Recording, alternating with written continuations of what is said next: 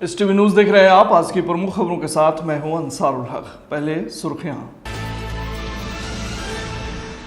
मोतिहारी में हत्या की एक और सनसनीखेज वारदात आई सामने। कथित तौर पर एक प्रेमी की चाकुओं से गोदकर निर्मम हत्या। हत्यारे ने टुकड़े टुकड़े करने की दी थी धमकी। पहलगाम आतंकी हमले के खिलाफ महागठबंधन ने मोतिहारी में निकाला आक्रोश मार्च। विपक्ष के नेताओं ने सरकार पर लापरवाही का लगाया आरोप। ढाका विधायक पवन जायसवाल ने इंटर और मैट्रिक में सफल छात्र छात्राओं के लिए सम्मान समारोह का किया आयोजन। कई विद्यालयों के छात्र हुए सम्मानित। मोतिहारी नगर निगम क्षेत्र के हर वार्ड में कैंप लगाकर खुलेगा सुकन्या समृद्धि खाता। नगर आयुक्त और डाक अधीक्षक की बैठक में लिया गया महत्वपूर्ण निर्णय। मोतिहारी के नगर भवन में पुस्तक धूप के धब्बे का हुआ विमोचन। लेखक योगेंद्र नाथ शर्मा हुए सम्मानित। ढाका थाना पुलिस ने 3 पियक्कड़ों को नशे की हालत में किया गिरफ्तार, भेजा न्यायिक हिरासत में। मोतिहारी में आकाश इंस्टीट्यूट का हुआ उद्घाटन। पूर्व केंद्रीय मंत्री एवं राज्यसभा सांसद उपेंद्र कुशवाहा ने फीता काटकर किया उद्घाटन। 3 दिवसीय खेल प्रतियोगिता का मुखिया ने किया उद्घाटन। कहा, खेल आपसी भाईचारा का है प्रतीक। वक्फ संशोधन बिल के खिलाफ मोतिहारी में किया गया शांतिपूर्ण प्रदर्शन। AIMIM के प्रदेश सचिव डॉक्टर शमीउल हक के नेतृत्व में जुटे लोग। और आगामी 2 मई को पूर्वी चंपारण के ढाका में होगा तहफ्फुज़े औकाफ कॉन्फ्रेंस। इमारत शरिया बिहार, उड़ीसा, झारखंड और पश्चिम बंगाल के अमीर शरीयत हजरत मौलाना अहमद वली फैसल रहमानी होंगे शामिल।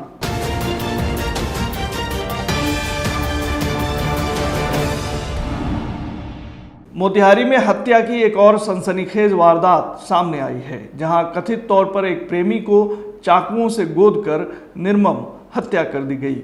घटना शहर के रघुनाथपुर थाना क्षेत्र की है, जहां वार्ड नंबर 22 के रहने वाले 24 वर्षीय युवक मुस्तफ़ा अंसारी की निर्मम हत्या उसके प्रेमिका के पति ने कर दी।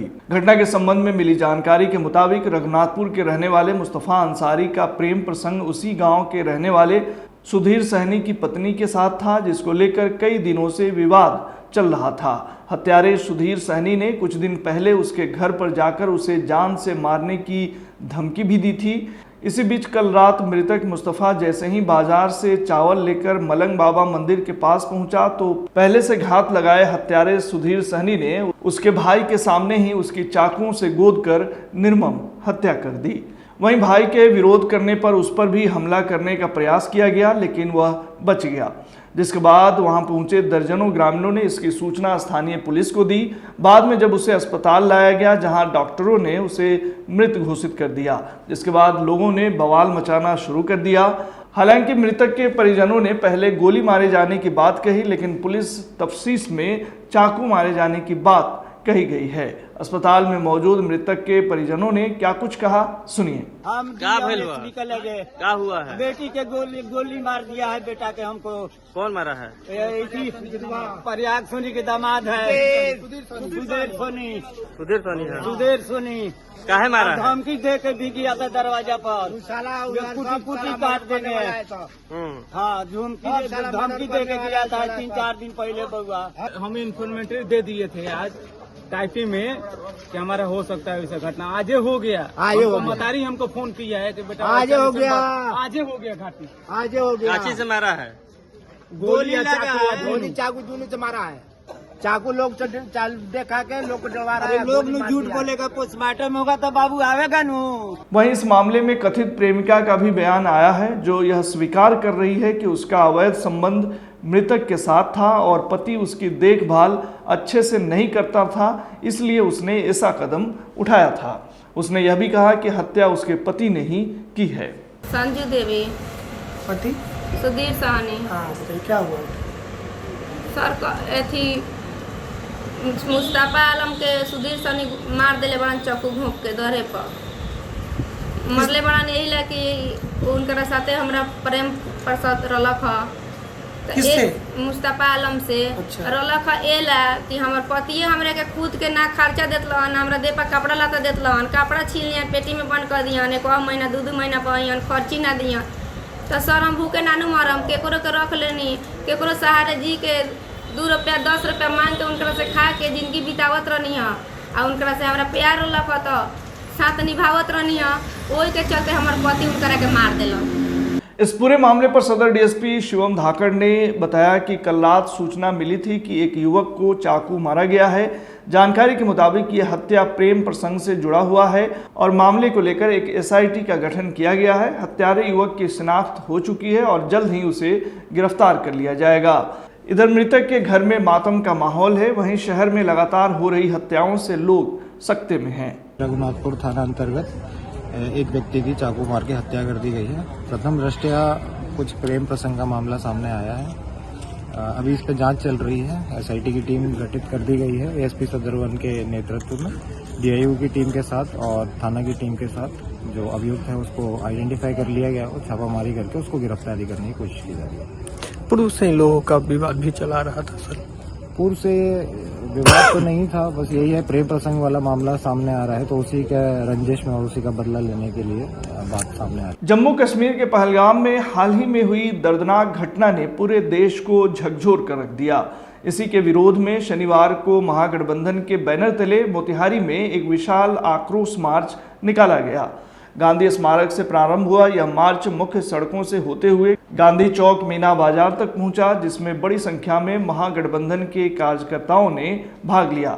वहीं लोगों के हाथों में तख्तियां, बैनर और पोस्टर थे जिन पर न्याय चाहिए, सरकार जवाब दो, निर्दोषों की हत्या बंद करो जैसे नारे लिखे थे। मौके पर कांग्रेस जिला अध्यक्ष इंजीनियर शशि भूषण राय ने कहा कि यह सिर्फ पहलगाम की घटना नहीं है बल्कि देश भर में बढ़ती असुरक्षा और सरकार की लापरवाही का प्रत्यक्ष प्रमाण है। केंद्र सरकार अपने नागरिकों की सुरक्षा करने में बुरी तरह विफल है। वहीं इस दौरान मेयर प्रीति कुमारी, राजद के प्रधान महासचिव सुरेश सहनी, सीपीएम के सत्येंद्र मिश्रा, सीपीआई के जिला सचिव विश्वनाथ यादव ने संयुक्त बयान में कहा कि यह बहुत ही निंदनीय घटना है। आतंकवाद देश से खत्म होना चाहिए और आतंकवादियों को कड़ी से कड़ी सजा मिलनी चाहिए। ढाका विधायक पवन जायसवाल ने इंटर और मैट्रिक में प्रथम श्रेणी से उत्तीर्ण सभी छात्र छात्राओं को प्रोत्साहन हेतु प्रतिभा सम्मान समारोह का आयोजन किया।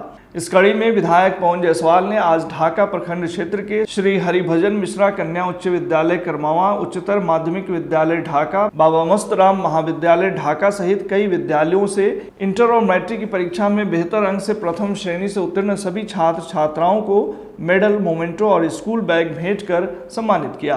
तो सम्मान समारोह पहले 2010 से हम करते थे, लेकिन मैट्रिक इंटर के टॉप 3 स्टूडेंट को सम्मानित करते थे। इस बार मेरे मन में जिज्ञासा थी कि प्रथम श्रेणी से उत्तीर्ण सभी बच्चों को करें, लेकिन अब प्रत्याशित है ढाका घोड़ासान में 4400 बच्चे फर्स्ट किए हैं। ये ढाका घोड़ासान के लिए बहुत अच्छा संकेत है। विद्यालयों में शिक्षकों का बेहतर मेहनत, बच्चों का परिश्रम और अभिभावकों का बच्चों को बढ़ावा देने के प्रति जो सिस्टम है उसकी सराहना की जाएगी और सभी को मैंने शुभकामना दिया, सबको सम्मानित किया। सम्मानों का वितरण हो रहा है, किन सम्मानों का वितरण हो रहा है जिसमें सम्मान यहाँ पे पचपकड़ी में 63 था, उसी प्रकार ढाका हाई स्कूल में 767 था। अभी तक लगभग हम लोगों ने 3500 बच्चों को सम्मानित कर दिया। आज हमारे माननीय विधायक श्री पवन जायसवाल जी के द्वारा और हमारे विद्यालय प्रबंधन शिक्षा समिति के अध्यक्ष भी हैं, उनके द्वारा प्रतिभा सम्मान समारोह का आयोजन किया गया है, जिसमें आज 10 विद्यालय के वैसे बच्चे जो प्रथम स्थान से मैट्रिक और इंटर उत्तीर्ण हुए हैं उन्हें वह सम्मानित किए हैं। इतना ही नहीं, उसके साथ साथ वैसे बच्चे के अभिभावक को भी हमारे शिक्षा प्रेमी विधायक जी सम्मानित किए हैं। मलकौनिया उच्चतर माध्यमिक विद्यालय में जो इंटर में फर्स्ट किया लड़का और लड़की, मैट्रिक में जो फर्स्ट किया लड़का और लड़की, उनको सम्मानित करने आज हमारे विधायक जी आए थे और छात्र के साथ साथ उनके अभिभावक को भी सम्मानित किए हैं और उसके बाद उस बच्चे को जो इस मुकाम तक पहुंचाया है जो शिक्षक, उनको भी सम्मानित किए हैं और इसके लिए मैं विधायक जी को तहे दिल से धन्यवाद देता हूँ। बच्चों के मनोबल को बढ़ाने के लिए जो हो रहा है, विधायक जी जो कर रहे हैं बहुत ही अच्छा कर रहे हैं। इससे बच्चों का मनोबल बढ़ेगा, बच्चे आगे बढ़ेंगे, समाज का गौरव है, समाज का मान प्रतिष्ठा बढ़ेगा। बहुत अच्छा हो रहा है जो भी हो रहा है। मोतिहारी नगर आयुक्त सौरभ सुमन यादव और चंपारण प्रमंडल मोतिहारी के डाक अधीक्षक आशुतोष आदित्य ने डाक विभाग के विभिन्न जन कल्याणकारी योजनाओं के प्रभावी क्रियान्वयन और जागरूकता बढ़ाने के मुद्दों पर विस्तृत चर्चा की। इसको लेकर आयोजित एक बैठक में मुख्य फोकस मोतिहारी नगर निगम क्षेत्र के सभी वार्डों में सुकन्या समृद्धि योजना के तहत खाता खोलने के अभियान को शुरू करना था। डाक अधीक्षक आशुतोष आदित्य ने प्रस्ताव दिया कि नगर निगम क्षेत्र के प्रत्येक वार्ड में विशेष कैंप आयोजित कर बेटियों के नाम सुकन्या समृद्धि खाते खोले जाएंगे ताकि भविष्य में उनकी शिक्षा और विवाह के लिए मजबूत आर्थिक आधार तैयार हो सके। वहीं नगर आयुक्त सौरभ सुमन यादव ने इस सराहनीय पहल का स्वागत करते हुए कहा कि यह अभियान समाज में बालिकाओं के भविष्य को सुरक्षित करने की दिशा में एक बड़ा कदम है। आज रचनात्मक ऊर्जा और साहित्यिक चेतना के अद्भुत संगम का गवाह बना मोतिहारी का नगर भवन, जहां रोशनाई फाउंडेशन और अखिल भारतीय भोजपुरी साहित्य सम्मेलन के संयुक्त तत्वाधान में सृजनोत्सव कार्यक्रम का भव्य आयोजन किया गया। इस कार्यक्रम का मुख्य आकर्षण वरिष्ठ पत्रकार और कवि योगेंद्र नाथ शर्मा द्वारा रचित पुस्तक धूप के धब्बे का लोकार्पण रहा। वहीं कार्यक्रम की शुरुआत पारंपरिक स्वागत रस्म से हुई, जहां आए हुए अतिथियों का सम्मान साल उठाकर और पुष्पगुच्छ भेंट कर किया गया। उपस्थित साहित्य प्रेमियों, बुद्धिजीवियों और स्थानीय नागरिकों ने इस आयोजन में बढ़ चढ़कर भागीदारी निभाई और पूरे वातावरण को एक साहित्यिक पर्व का रूप दे दिया। वहीं इस अवसर पर लेखक योगेंद्र नाथ शर्मा को विशेष सम्मान प्रदान किया गया। कार्यक्रम में वक्ताओं ने उनके लंबे साहित्य और पत्रकारिता जीवन की प्रशंसा करते हुए उन्हें चंपारण की रचनात्मक धरोहर बताया। ये रोशनाई फाउंडेशन मोतिहारी और अखिल भारतीय भोजपुरी साहित्य सम्मेलन के द्वारा आयोजित जो है ये कार्यक्रम है, ये बहुत महत्वपूर्ण कार्यक्रम है। ये चंपारण के सबसे वरिष्ठतम रचनाकार, वरिष्ठतम कवि श्री योगेंद्र नाथ शर्मा की पुस्तक जो है धूप के धब्बे, उसका लोकार्पण हुआ। सबसे बड़ी बात है कि जीवन भर साहित्य सृजन करने वाले आदमी, जो ये हमेशा ये कहा गया है कि जो रचनाकार कलाकार होता है वो मैंने उपेक्षित होता है, घर में भी और घर से बाहर भी। तो जीवन भर जो जिस व्यक्ति ने रचना कर्म किया उसको मैंने, डॉक्टर मधुबाला सिन्हा ने, मित्रवर डॉक्टर विनय सिंह ने, सब कुछ मिलजुल के इसको जो है इसको संग्रहित किया और उसके बाद उसका कंपोजिंग करवाया, सारा डिज़ाइनिंग की। और ये बड़ी बात ये है कि मधुबाला जी के पतिदेव हैं विजय शंकर वर्मा जी, उन्होंने आर्थिक सहयोग दिया और उनको उम्मीद नहीं थी शर्मा जी को कि उनके जीवन काल में उनकी पुस्तक छप पाएगी, लेकिन हम लोगों ने प्रयास किया। प्रयास के छोटा सा प्रयास है, बल्कि ये दायित्व समाज का है, जनरल समाज का। ढाका थाना पुलिस ने थाना क्षेत्र के रक्षा नहर चौक के नजदीक वाहन जांच के दौरान 3 पियक्कड़ों को नशे की हालत में गिरफ्तार किया है।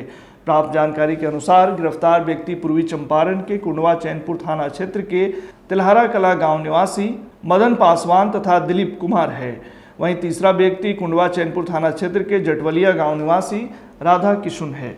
ढाका थानाध्यक्ष नीरज कुमार ने बताया कि गिरफ्तार सभी व्यक्तियों को ढाका स्थित अनुमंडलीय अस्पताल में चिकित्सक के द्वारा जांच के पश्चात शराब पीने की पुष्टि की गई। आगे की कार्रवाई करते हुए सभी को न्यायिक हिरासत में भेज दिया गया है। देश की अग्रणी शिक्षण संस्था आकाश इंस्टीट्यूट अब मोतिहारी में आ गया है और यहाँ के विद्यार्थियों के सुनहरे भविष्य के निर्माण का कार्य शुरू हो चुका है। मोतिहारी के राजा बाजार में आकाश इंस्टीट्यूट का ब्रांच खुला है, जिसका उद्घाटन देश के पूर्व केंद्रीय मंत्री व राज्यसभा सांसद उपेंद्र कुशवाहा ने किया। वहीं इस संस्था के उद्घाटन के मौके पर पहुंचे राज्यसभा सांसद उपेंद्र कुशवाहा ने कहा कि इस तरह के बड़ी संस्था के यहाँ खुलने से यहाँ के विद्यार्थियों को काफ़ी सुविधा मिलेगी और जिस चीज़ की पढ़ाई के लिए यहाँ के बच्चों को दिल्ली अथवा अन्य बड़े शहरों में जाना पड़ता था, अब उस पढ़ाई की सुविधा मोतिहारी में मिलेगी, जो बहुत बड़ी बात है। वहीं मौके पर आकाश इंस्टीट्यूट मोतिहारी के निदेशक मधुरेंद्र प्रताप सिंह ने कहा कि आकाश जैसे संस्था को इस शहर में लाना भागीरथ को यहाँ लाने जैसा काम था और हमारी ये कोशिश है कि यह संस्था वैसे लोगों के लिए वरदान बन जाए जो कभी सोचते थे कि हम या हमारे बच्चे आकाश जैसी संस्था में पढ़ेंगे। इस तरह की संस्था में अध्ययन करने के लिए बच्चों को बाहर जाना पड़ता है, दिल्ली जाते हैं, दूसरे बड़े शहरों में जाते हैं। लेकिन वैसी सुविधा मोतिहारी में यहीं पर अगर मिलेगी तो इसका बहुत ही लाभ यहाँ के विद्यार्थियों को मिलेगा। तो मैं समझता हूँ कि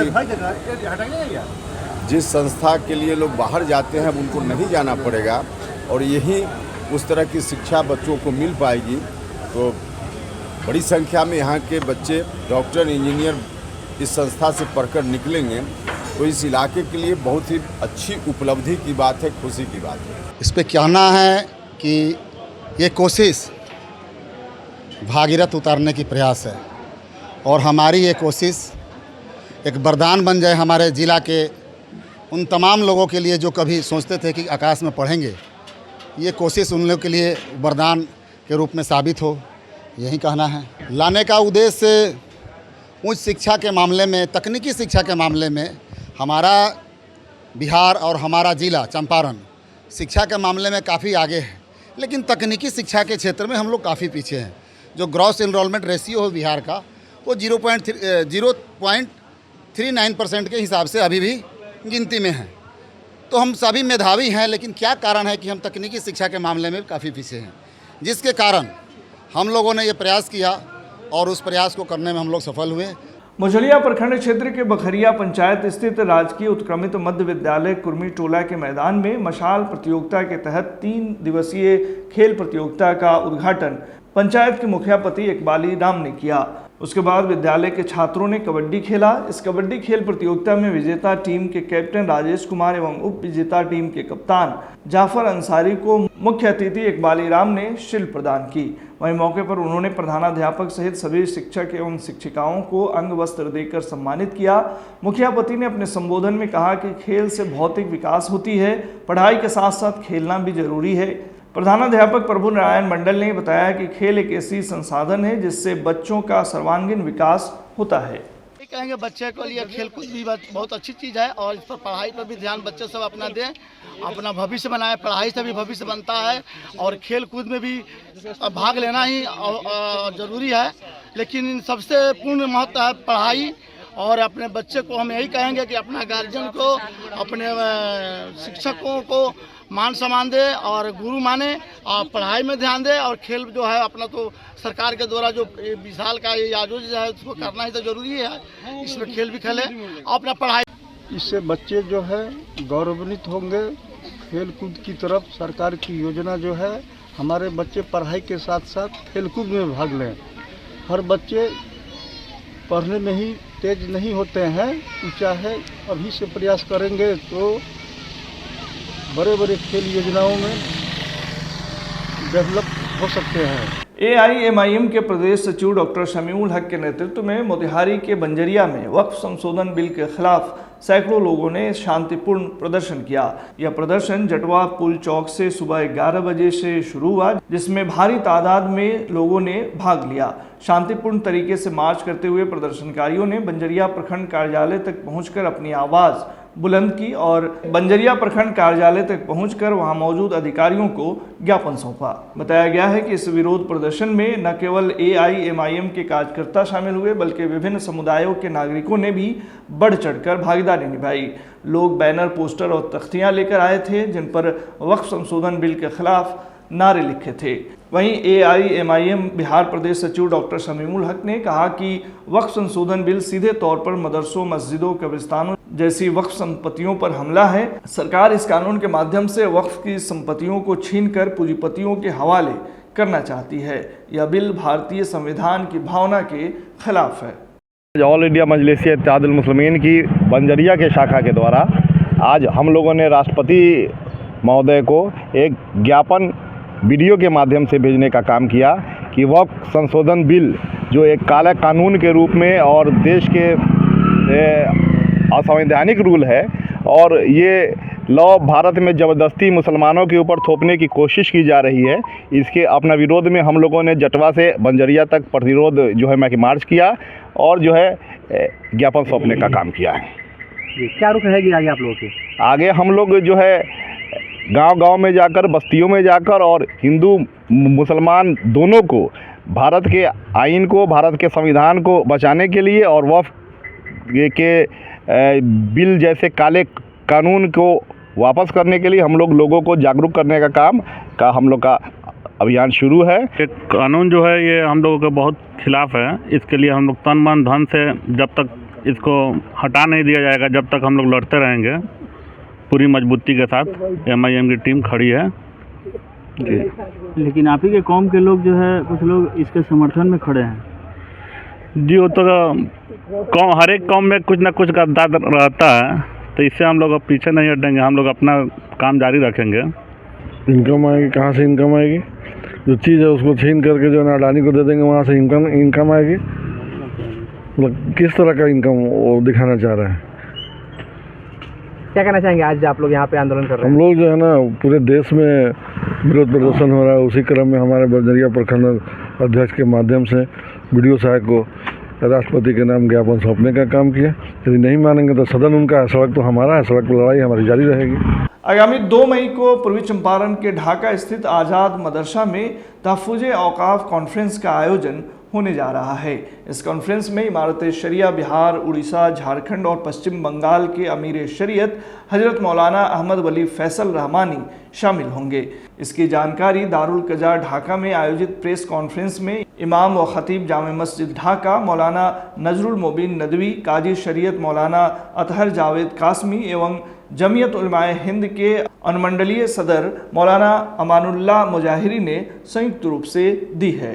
बताया गया है कि ये कॉन्फ्रेंस 2 मई को शाम 6 बजे से 10 बजे तक आयोजित की जाएगी, जिसमें हज़रत अमीर शरीयत के द्वारा वक्फ कानून पर विस्तार से चर्चा की जाएगी। यह बताया जाएगा कि कानून मुसलमानों और उनके संपत्तियों के लिए कितना खतरनाक है। बताया गया है कि इस कॉन्फ्रेंस में तमाम मिली तंजीमों, सामाजिक संगठनों, राजनीतिक पार्टियां और गैर मुस्लिम संगठनों के लोग भी शामिल होंगे। वक्फ तरमीमी बिल के सिलसिले में